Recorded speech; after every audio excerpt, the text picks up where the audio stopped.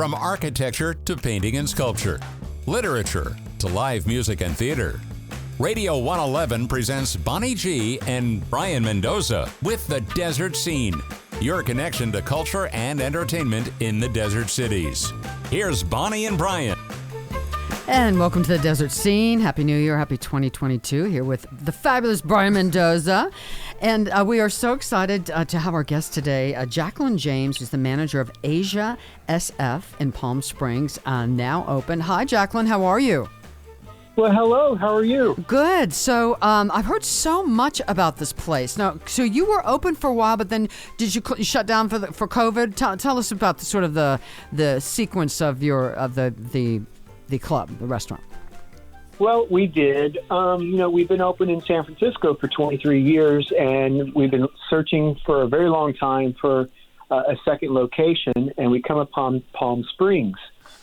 We found an amazing site and went through the whole renovation process. Took about a total of almost 2 years to get everything done. Mm-hmm. And we were open just before the pandemic started, about 7 weeks. Yeah. And then we had to shut our doors.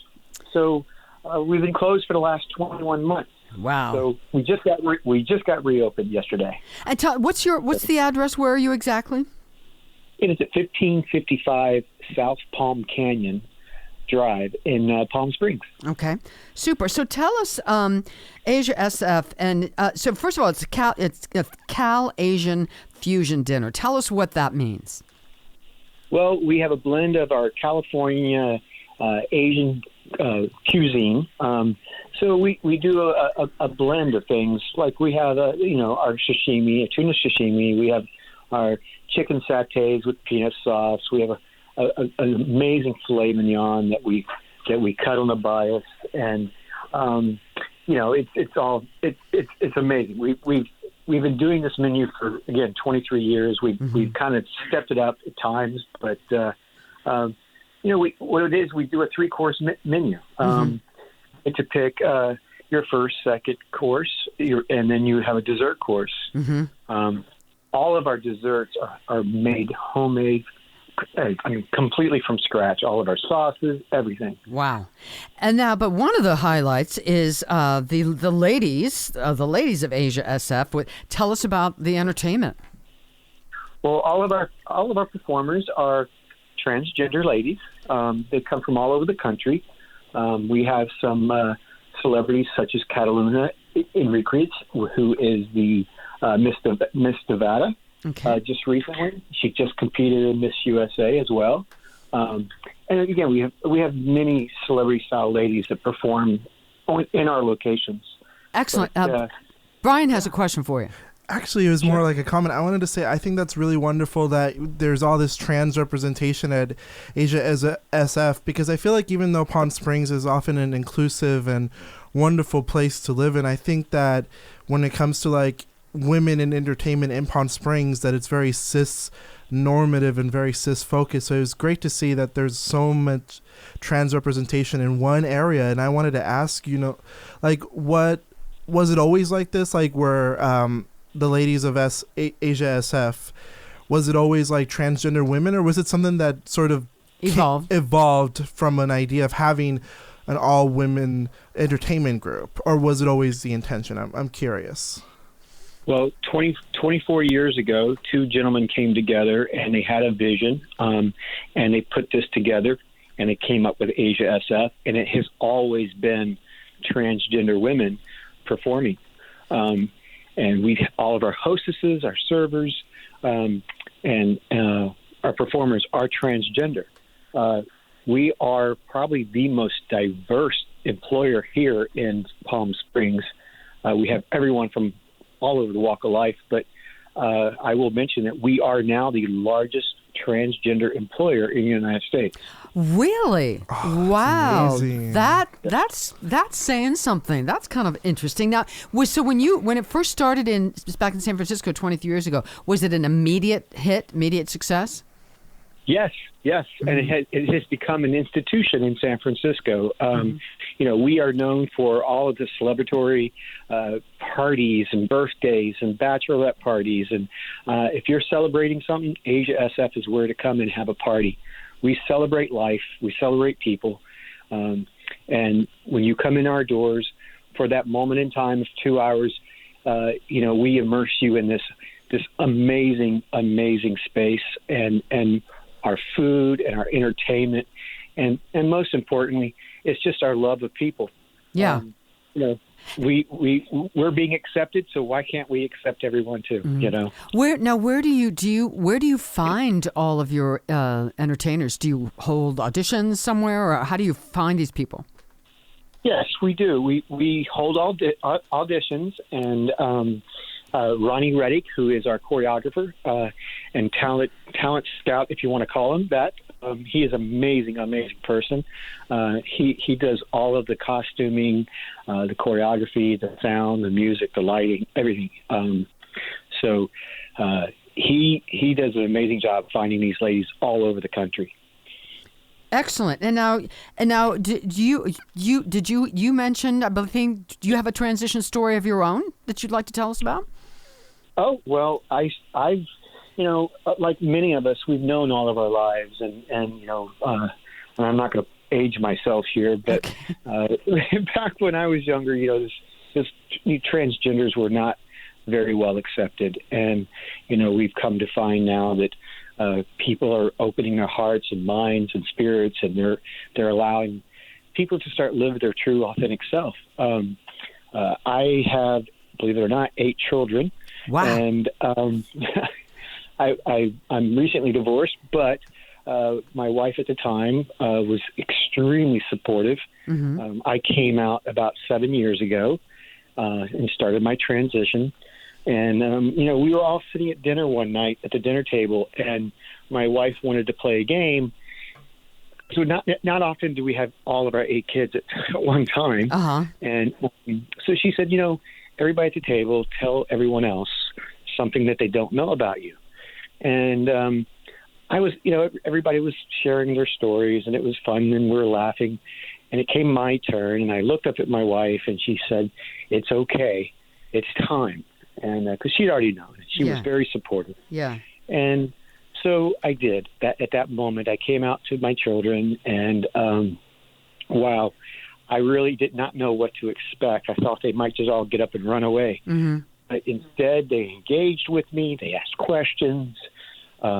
We laughed. We cried. Mm-hmm. It was an amazing evening and feeling. And so we got up and we cleaned our dishes and cleaned the kitchen, went into the living room, sat down on the floor, and one of my daughters turned and said, "Well, what are we going to name her?" And at that moment, my children came up with my name. Okay. Excellent. Well, what a great story. Brian has another question. I wanted to ask you, do you ever look, because are you aware of who the Wachowski sisters are, the directors of The Matrix? I am. Now, they've invited us to look at their past work through a trans lens, and I was curious, do you ever look back at your life or your work or anything in general before you